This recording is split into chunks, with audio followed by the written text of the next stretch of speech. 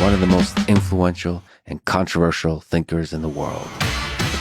He is known as one of the world's leading experts on economic development. One of the most famous political scientists in history. We're talking about moral and political principles here. I would suggest that all four wars could be ended quickly. Great power politics is now back on the table. If we are anything as a world community, we have to implement what we've said.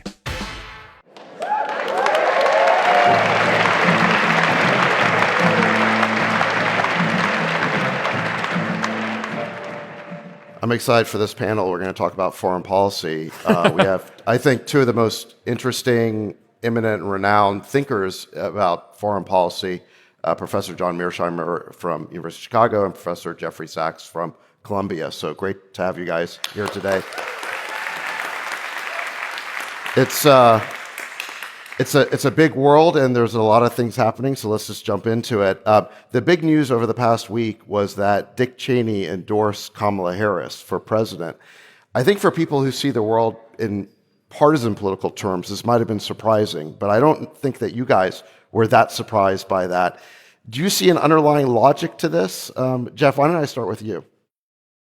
I think it's obvious. There's basically one deep state party, and that is the party of Cheney, Harris, Biden, Victoria Nuland, my colleague at Columbia University now.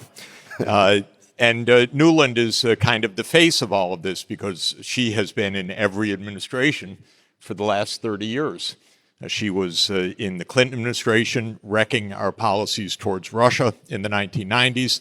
She was in the Bush administration, Jr., with Cheney, wrecking our policies towards NATO enlargement. She was in then the Obama administration as Hillary's spokesperson first, and then making a coup in Ukraine in February 2014. Not a great move. Started a war. Then she was Biden's Undersecretary of State. Now, that's both parties. It's a colossal mess, and she's been Cheney's advisor. She's been Biden's advisor. She makes perfect sense. This is the reality. We're trying to find out if there's another party. That's the big question. John, what's your thought on that? Do you see any difference between Republicans and Democrats? No, I like to refer to the Republicans and the Democrats as Tweedledee and Tweedledum.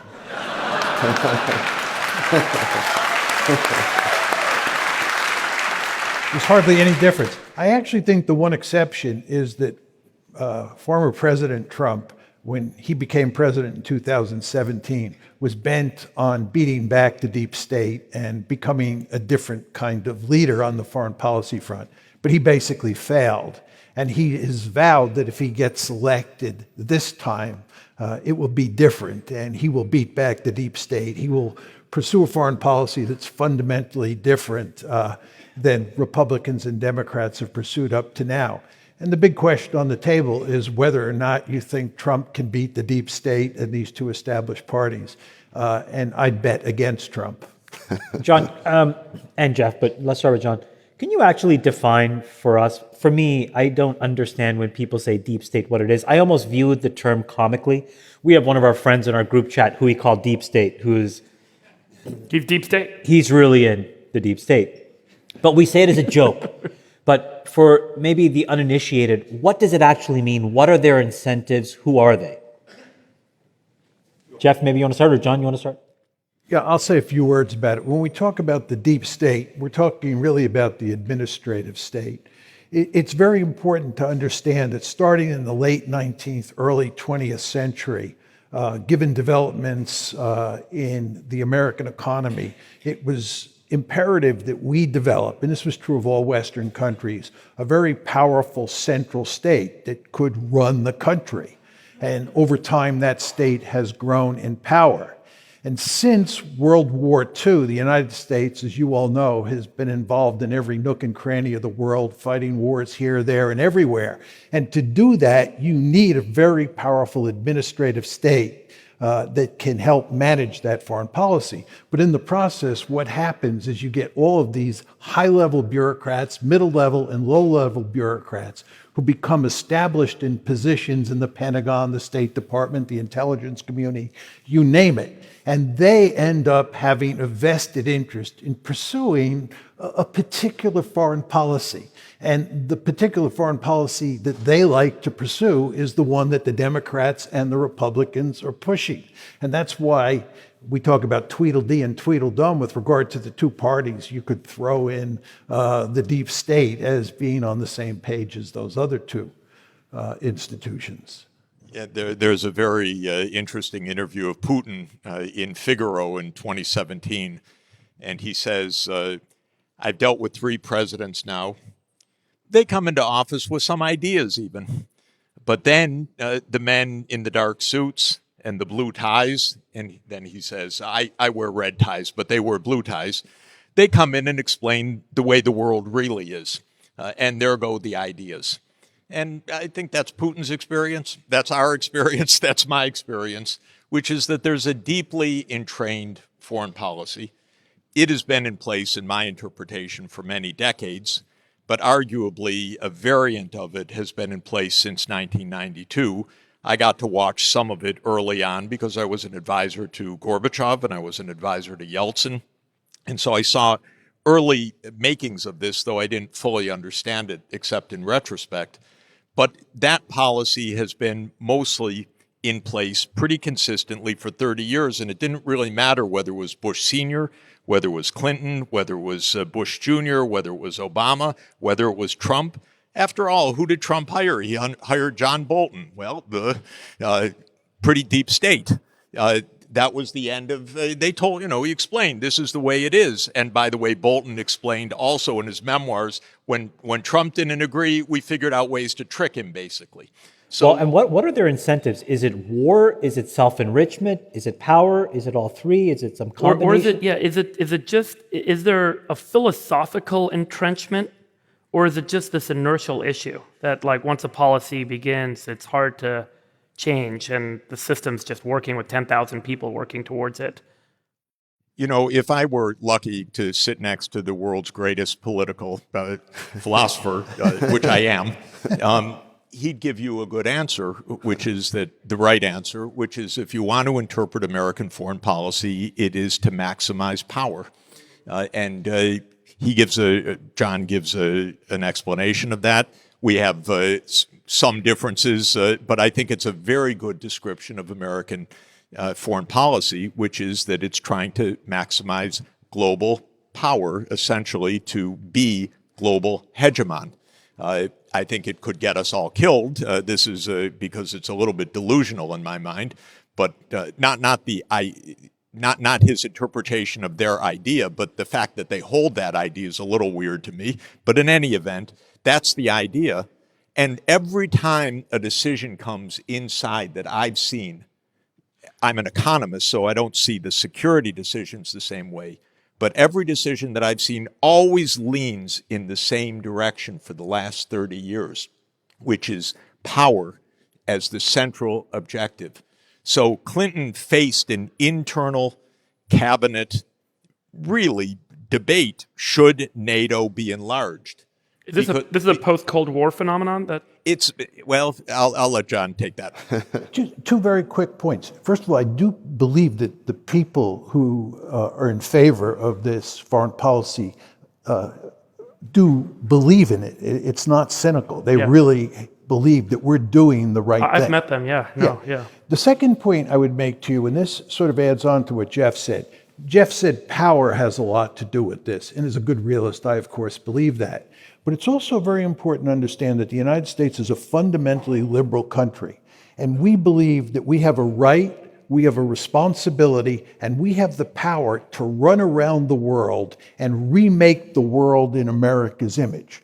Most people in the foreign policy establishment, the Republican Party, the Democratic Party, they believe that. And that is what has motivated our foreign policy in large part since the Cold War ended. Because remember, when the Cold War ends, we have no rival great power left.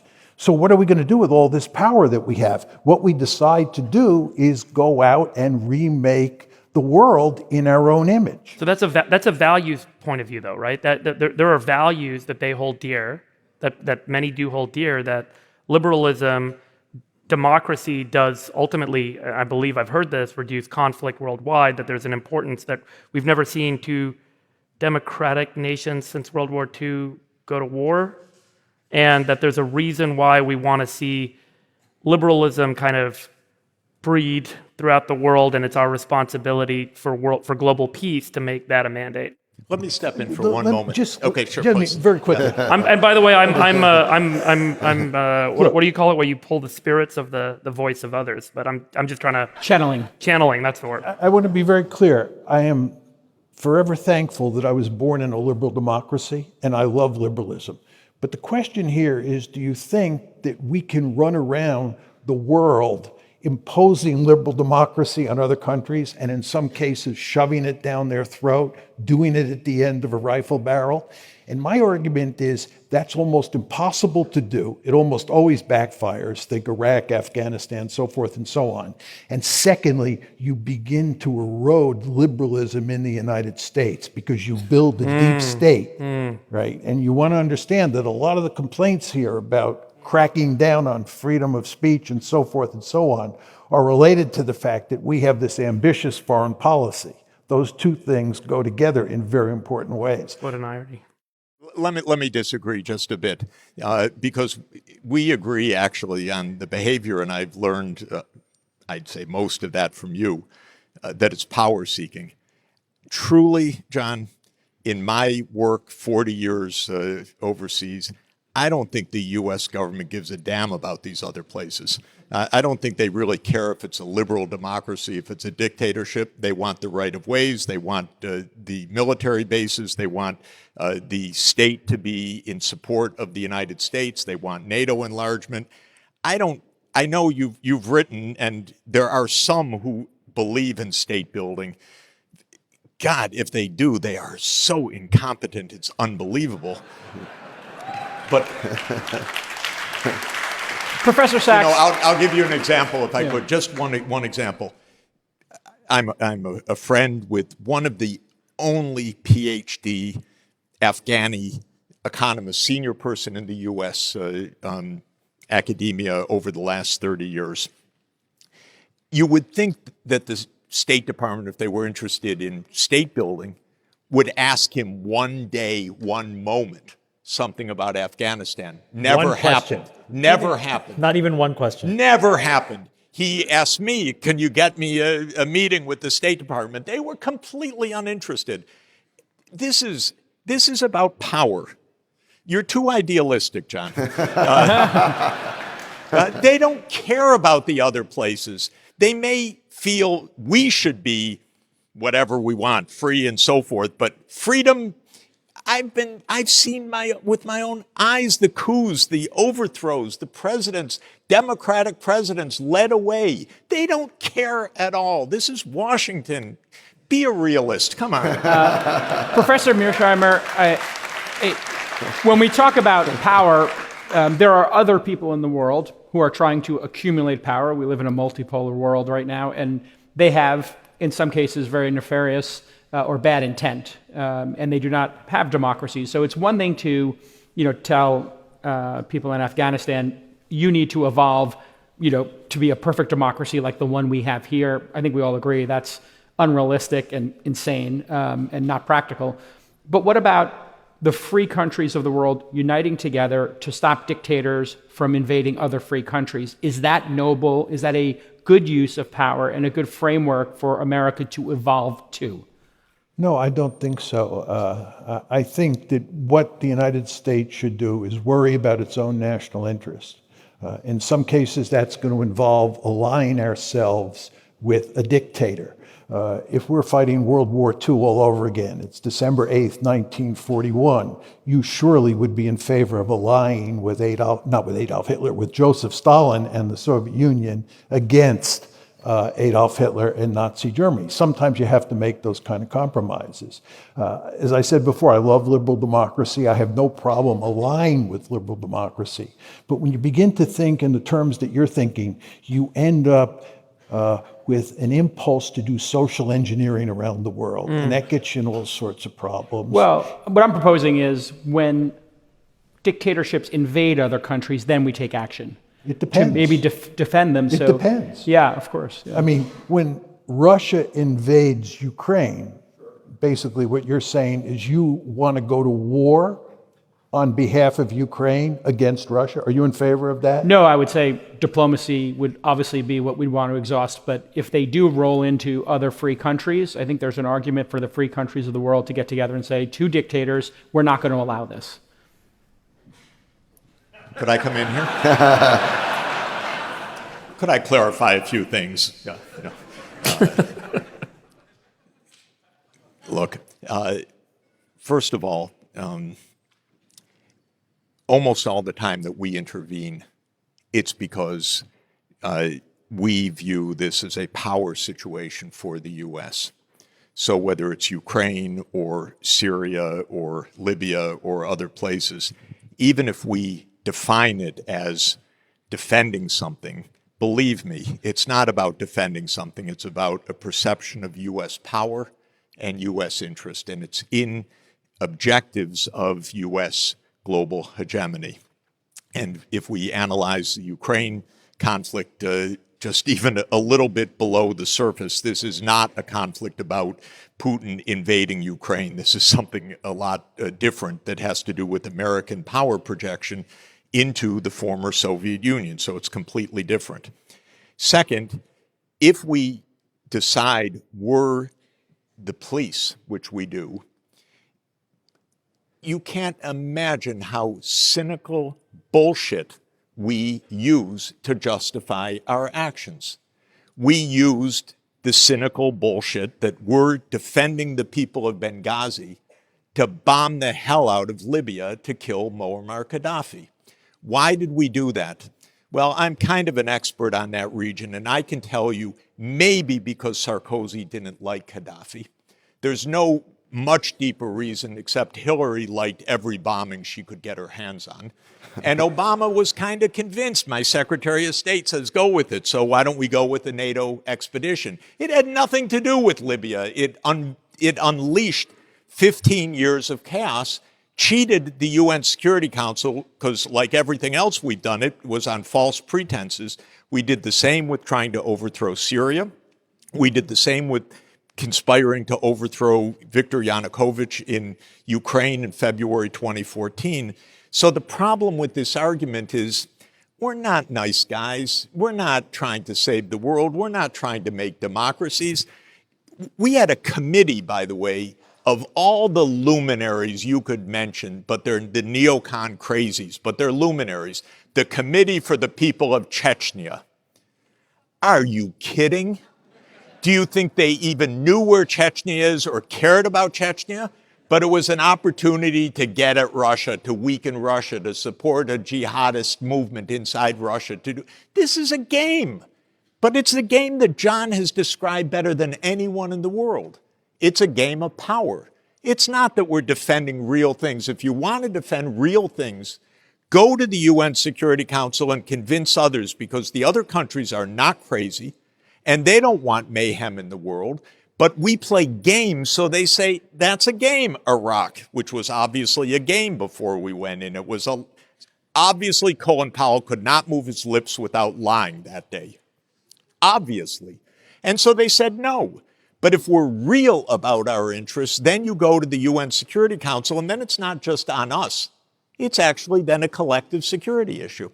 Professor Mearsheimer, if we were to take Jeffrey's position here, that we are exerting power for the sake of, our reputation and, in fact, to weaken dictatorships, if I'm summarizing correctly here, is that not a good strategy to weaken dictators around the world who might like to invade other countries? Is there a framing in which you could see that being for a world where democracy and people living freely has gone down in our lifetimes?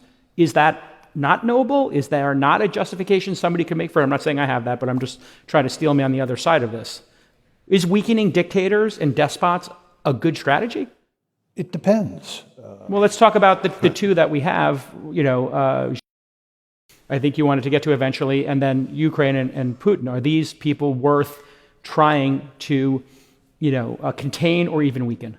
Well, in terms of China, I'm fully in favor of containing China. Okay, so containment check. Okay. It's containment. I'm not interested in regime change. I'm not interested in trying to turn China into a democracy. Not going to happen, yeah. Not going to happen. We tried it, actually, and I thought it was foolish to even pursue a policy of engagement toward China.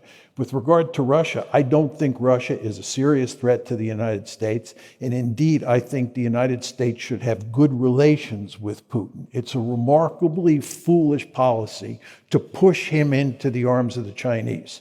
There are three great powers in the system: the United States, China, and Russia. China is a peer competitor to the United States. It's the most serious threat to the United States. Russia is the weakest of those three great powers, and it's not a serious threat to us. If you are playing balance of power politics and you're interested, as the United States, in containing China, you want Russia on your side of the ledger. But what we have done, in effect, is we have pushed Russia into the arms of the Chinese. This is a remarkably foolish policy. And furthermore, by getting bogged down in Ukraine and now bogged down in the Middle East, it's become very difficult for us to pivot to Asia to deal with China, which is the principal threat that we face.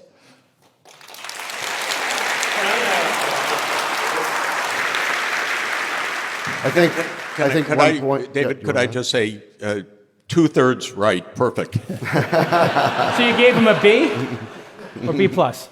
A minus. I'd A always minus? give him an Okay. A Oh, that's that minus. great at least. inflation? I just wanted to add a footnote, which is that China's also not a threat.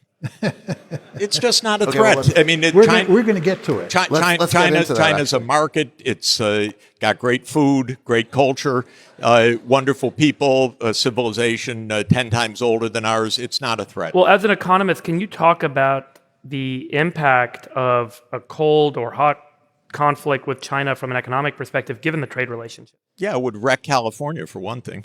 It would destroy the economy that you guys are making completely. This economy has been the biggest beneficiary of China's rise probably in the whole world.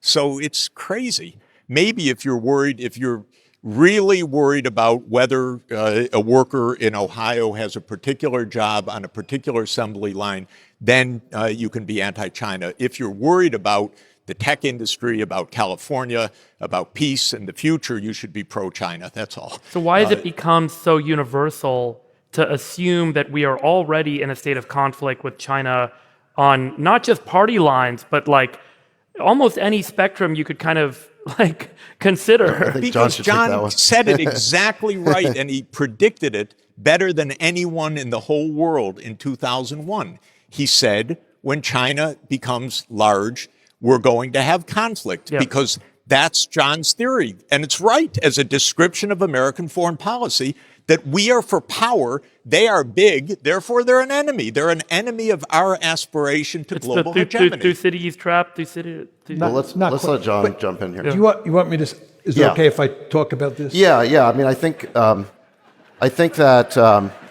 Well, it's interesting. I mean, you and Jeff, I think, arrive at similar conclusions about Ukraine, but different ones on China, right? Because Jeff is an economist, and I think sees the world in fundamentally positive some ways based on the potential for trade, economics, basically.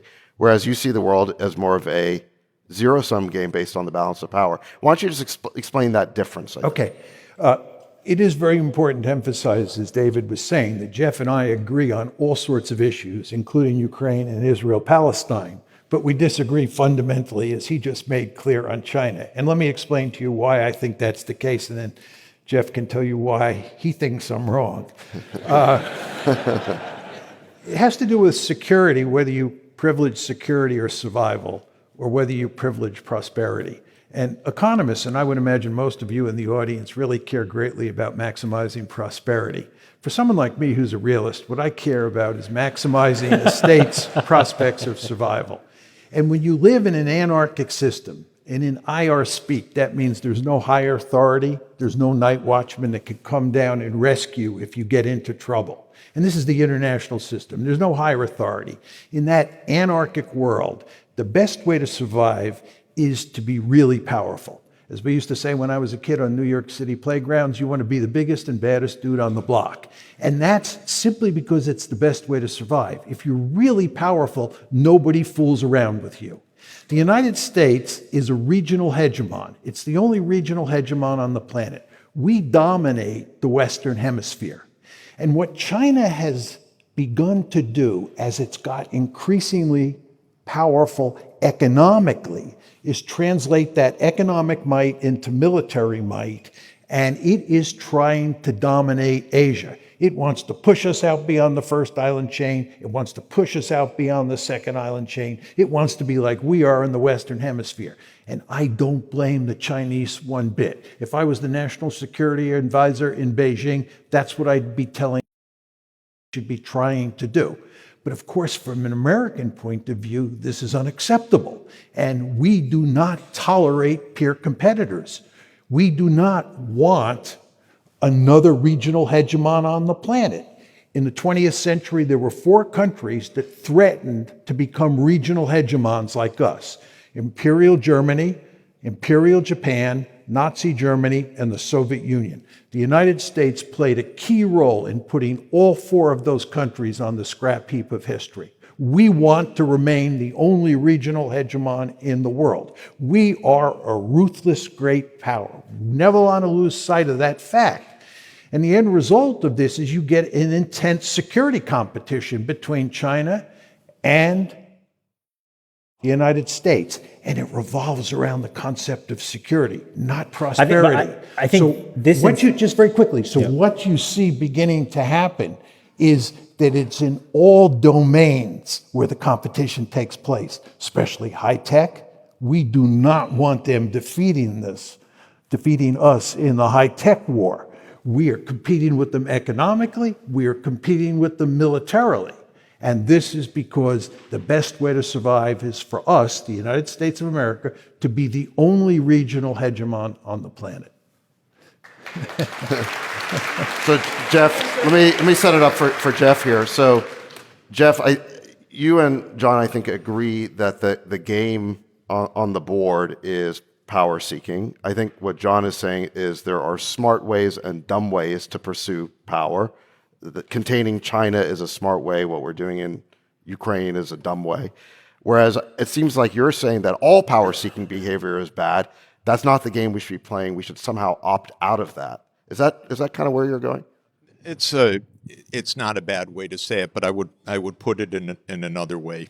I read a very good book, John's, and John described. I'm going to quote him, but he can quote himself afterwards. He said that the regional hegemons don't threaten each other, actually. Why? Because we have big ocean in between. I deeply believe that China is not a threat to the United States. And I deeply believe the only threat to the United States, period, in the world, given the oceans, given our size, and given the military, is nuclear war. I deeply believe we're close to nuclear war because we have a mindset that leads us in that direction. We have a mindset that everything is a challenge for survival and that escalation is therefore always the right approach. My view is a little bit of prudence could save the whole planet. So why I don't like Ukraine is that I don't see any reason in the world that NATO has to be on Russia's border with Ukraine. I was, as I said, Gorbachev's advisor and Yeltsin's advisor, and they wanted peace and they wanted cooperation. But whatever they wanted, they did not want the U.S. military on their border. So if we continued to push, as we did, we would get to war. John explained that better than anybody. We're now at war, and even this morning there is further escalation. Blinken has said, well, if the Iranians give these missiles, then we will give missiles to hit deep into Russia.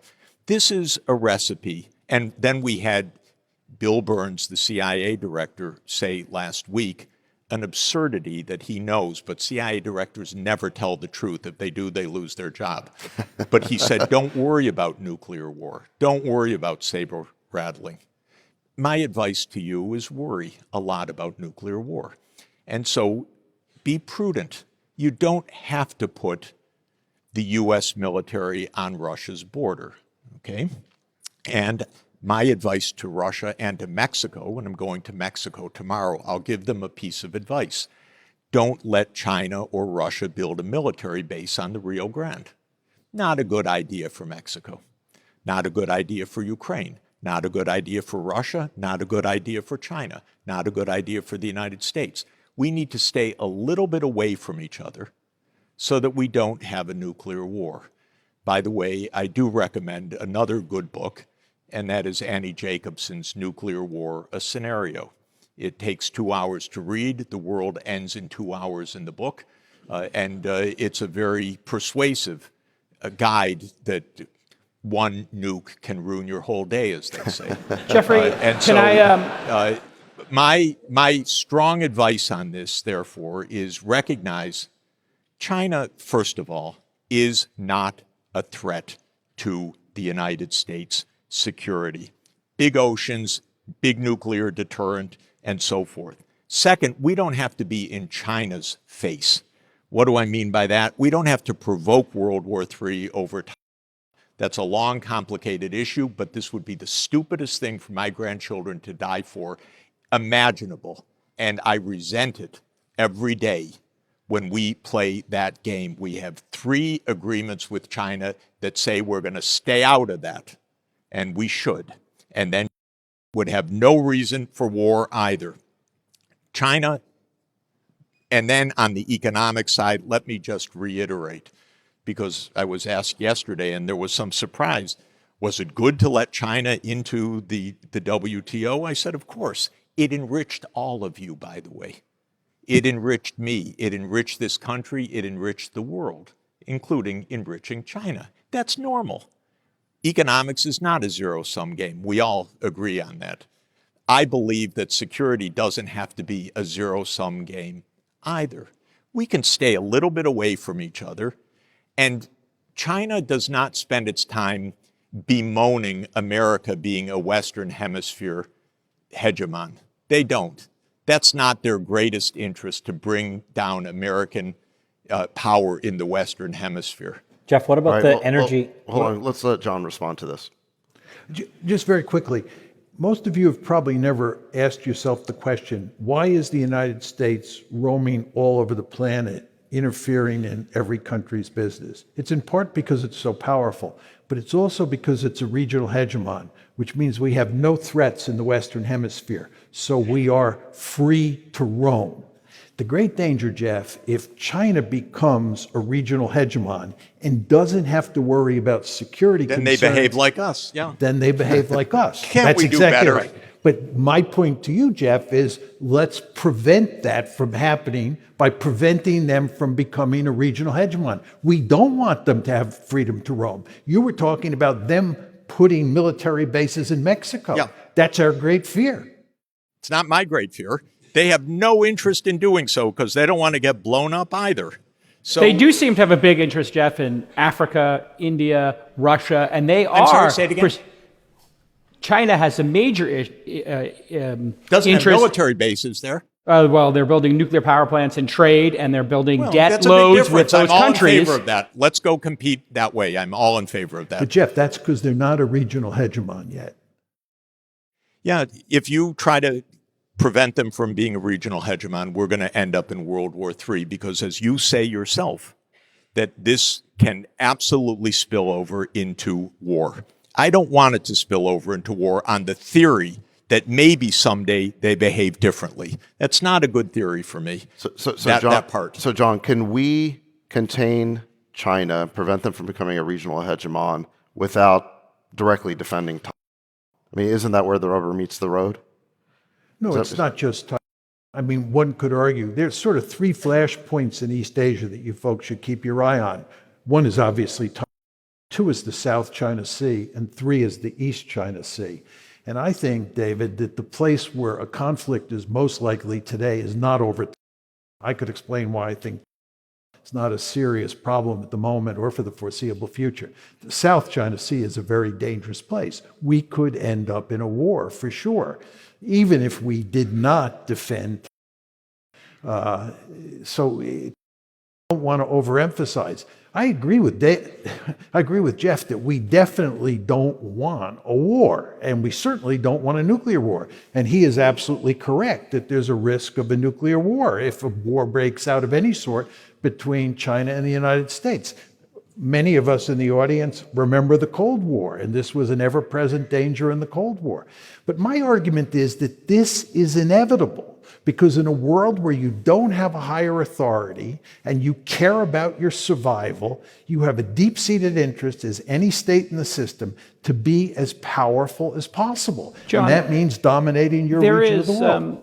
There is one player on this chessboard that hasn't come up yet, and maybe we could skate to where the puck is going. You know, when you talk about the South China Sea, okay, sure, South Korea, Japan, Australia, all of those major players there, they're just a couple of 100 million people. But then China is in population decline. She apparently is self-destructing in terms of trade. Seems like containment's working pretty well there because of all the self-inflicted wounds. But the fastest growing country, the fastest growing economy, the quickest to develop is India. And they seem to have a very pragmatic approach. Hey, they'll buy cheap oil from Putin, and they are their own sovereign country with their own point of view. Would we not be really well advised over the next 10 to 20 years to make that our priority and India's role in this? How do you look at them? Well, we definitely view India as an ally, right? It's part of the Quad, which is this Rube Goldberg type alliance structure that we put together in East Asia that includes Australia, Japan, the United States, and India. And India is smartly maintaining its good relations with Russia. The Indians understand, like Jeff and I do, that the Russians are no great threat. But from India's point of view, the real threat is China. Right. And there are two places where India cares about China. One is on the India-China border up in the Himalayas, where they've actually had conflicts, right? And there's a real danger of war breaking out.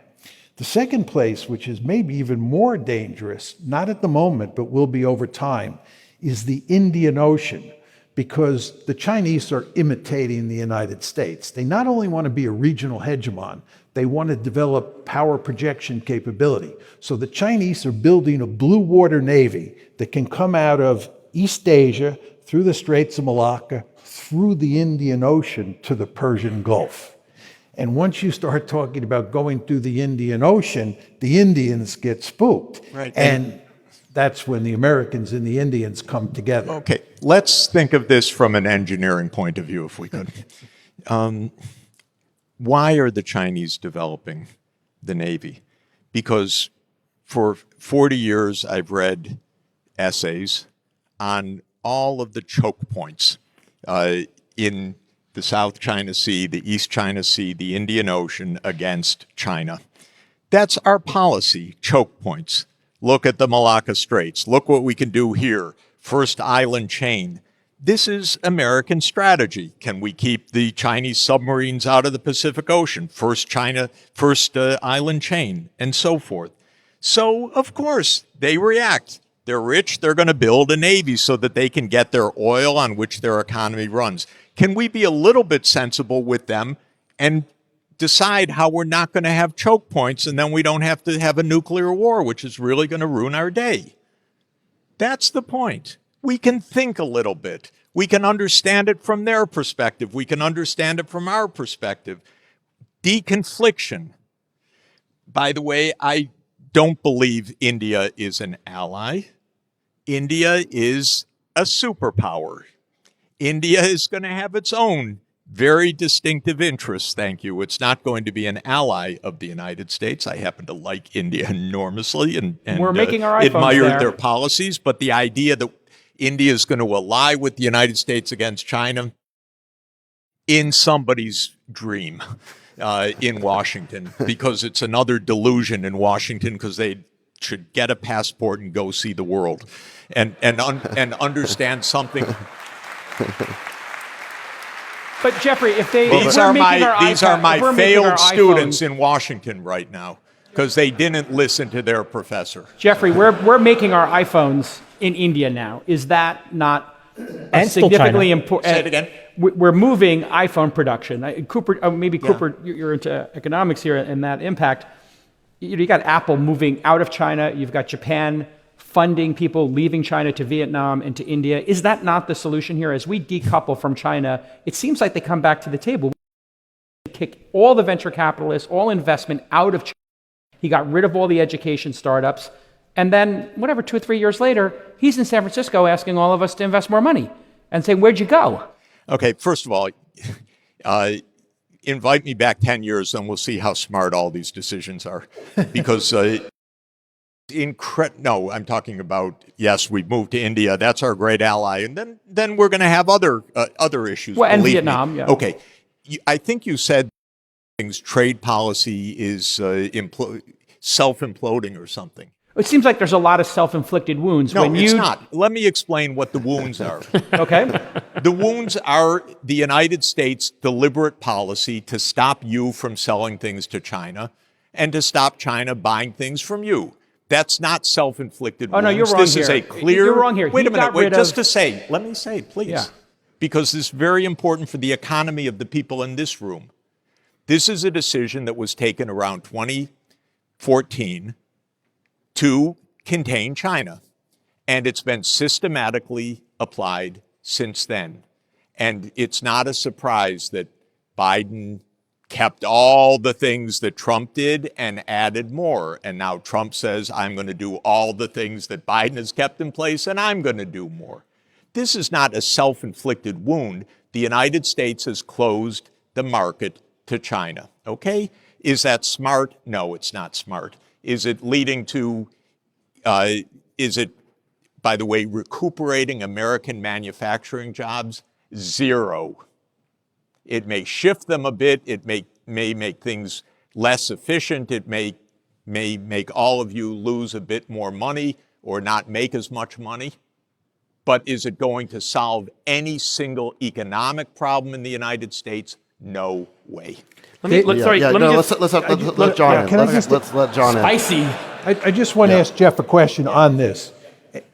My argument is that this is the way the world works. Yes, I know. And it is. And it is. But if I'm describing how the world really works, how do you beat me? The reason is you've described a world, I think, better than any person I ever read or know how American foreign policy works. I think it's likely to get us all blown up. Titled not because of John, but because he's made an accurate description of a profoundly misguided approach, which is power seeking. Even if you're safe as a regional hegemon, you're never safe if another regional hegemon does what you do. No, you can't allow that to happen, so you have to meddle every single place in the world. Now, all I'm saying, wait, let me just finish, because it's important. That it is important to say, try this in the nuclear age. You don't get a second chance. So this, to me, is the most definitive fact of our lives, which is we are now in a war, direct war, not proxy war, direct war with Russia, which has 6,000 nuclear warheads. I can't think of anything more imbecilic than that, aside from the fact that I know step by step, because I saw it with my own eyes, how we got into that mess because we thought we had to meddle up to, including putting NATO into Georgia in the Caucasus, of all places, and Ukraine. So we made that because we have to meddle because we couldn't let good enough stand. If we do the same with China, there will be a war, but it's not like reading about the Crimean War or World War I or World War II. That's my difference. This is a fine theory that explains a lot of things, but damn if you can make ChatGPT, or you can make Optimus, or you can make all the rest, we can avoid nuclear war. So just do a little bit better than saying it's inevitable. All right, so we only have a minute left, so I want to give it to John. I just want to ask. He had a question. I know, but we only have a minute left, and it's Sachs' We got to panel, add 5 minutes. so- This is the best panel I've We ever gotta- been on in my life. Can we just All add right, 10 5 minutes? minutes. We got to add 5 or 10 minutes. The best panel. Is this the best panel ever? Wait. I feel like Sorry, John I'm never had a calling an chance to audible. respond. Wait, before, we got 5 minutes, so before we leave this topic, John, your book is called The Tragedy of Great Power Politics. You clearly understand the tragic aspect of how great power rivalry, great power competition can lead to disaster. What Jeff is saying is we're now in the nuclear age, and it's going to lead to nuclear war. So do we have to be on this path, or is there a way off of it? 2 points. In my heart, I'm with Jeff. In my head, I'm not with Jeff. I wish he were right, but I don't believe he's right. To answer your question head on, I believe that there is no way out. We are in an iron cage. This is just the way international politics works. And it's because you're in an anarchic system where you can never be sure that a really powerful state in the system won't come after you and inflict a century of national humiliation on you. So you go to great lengths to avoid that by trying to gain power at the expense of another power. And that leads to all sorts of trouble. Can war be avoided? I like to distinguish between security competition, which I think is inevitable, and war, which is where security competition evolves into war. I think war can be avoided, and we were thankfully successful in that regard during the Cold War. And hopefully that will be the case in the US-China competition moving forward. Can I guarantee that? No. Does this disturb me greatly? Yes. But again, this is just the tragic aspect of the world we live in. Let me just ask one, because we're a little bit. I know we were going to try and talk about Middle East for a good chunk of this. So I just want to scenario propose or kind of give you guys a scenario, get your reaction, because it is kind of what feels to be the most imminent theater of conflict. The West Bank, the Israelis are buttressing the settlements. There's a lot of checkpoints. Things are getting very tense. They're running raids. And it's becoming a very difficult place to live for Palestinians. And there's a real concern that the West Bank collapses. And Israelis. And Israelis. But there's a real risk that the West Bank collapses and turns into a real conflict zone. If that happens, the Jordanians are sitting right there, and they're not going to let Palestinians get slaughtered. They're going to have to do something, and they're such a strong ally of the United States. Does that trigger a theater of response where what is Saudi going to do? Are others going to be drawn to the region? Does the collapse of the West Bank or the conflict that seems to be brewing in the West Bank become this kind of tinderbox for everyone showing up and getting involved and create some sort of regional issue that we get drawn into in a bigger way? Can I start and have John have the last word? I work each day at the UN and discuss this issue with ambassadors from all over the world. There is, over the last 50 years, an agreement on what would make for peace. And the agreement is 2 states, maybe with a big wall between them, on the 4th of June, 1967 borders, with a state of Palestine being the 194th UN member state, and its capital in East Jerusalem, and control over the Islamic holy sites. And that is international law. The International Court of Justice just reaffirmed that the Israeli settlements in the West Bank are illegal. The International Criminal Court is likely to find, or ICJ is likely to find, that Israel is in violation of the 1948 Genocide Convention, which I very much believe it to be in violation. So my own solution to this is implement international law. 2 states, build the wall as high as you need to build, but you give Palestinian rights, you establish a state of Palestine, you stop the Israeli slaughter of Palestinians, you stop the Israeli apartheid state, and you have 2 states living side by side. Israel is dead set against that. The entire Israeli political governance now is dead set against that. Hundreds of thousands of illegal settlers in the West Bank are dead set against that. Smotrich, Ben-Gvir, Gallant, Netanyahu are dead set against that. So my view is it has nothing to do with what Israel wants. It has to do with enforcement of international law. So I want to see this imposed, not because Israel agrees to it, but because it is imposed. And there is one country that stands in the way of imposing this, not Iran, not the Saudis, not Egypt, not Russia, not China, not any country in the European Union, one country and one country alone. And that is because of the United States of America. And the Israel lobby, somebody wrote a very good book about that too that I know, the best book ever written about it by John. That's what stops the solution that could bring peace. And I believe we should bring peace because not only would that bring peace to the Palestinians and peace to the Israelis, but it would avoid potentially another flashpoint that could easily end up in World War III. Let me answer your question about escalation potential, the Jordanians coming in. Israel faces three big problems, aside from problems with centrifugal forces inside the society. One is the Palestinian problem, which is both in Gaza and in the West Bank. That's one.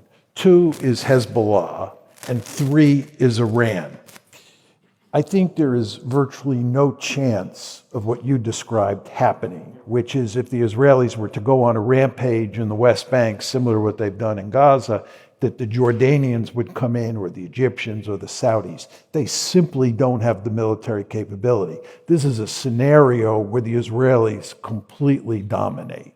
So in terms of escalation with regard to the Israel-Palestine problem, I don't think there's much potential. Hezbollah is a different issue, but mainly because it's linked with Iran, right? And Iran is the really dangerous flashpoint because, as you know, the Russians are now closely allied with the Iranians. The Chinese are moving in that direction as well. And if Israel gets involved in a war with Iran, we're going to come in all likelihood. Remember, when the Israelis attacked the Iranian embassy in Damascus on April 1st, on April 14th, the Iranians retaliated against the reciprocal response. But we were involved. We were forewarned, weren't we? Yes, we were forewarned. But the point is that we were involved in the fighting, right? We were involved with the Israelis, with the French, the British, the Jordanians, and the Saudis. We were all involved in the fighting. So this gets at the escalation problem.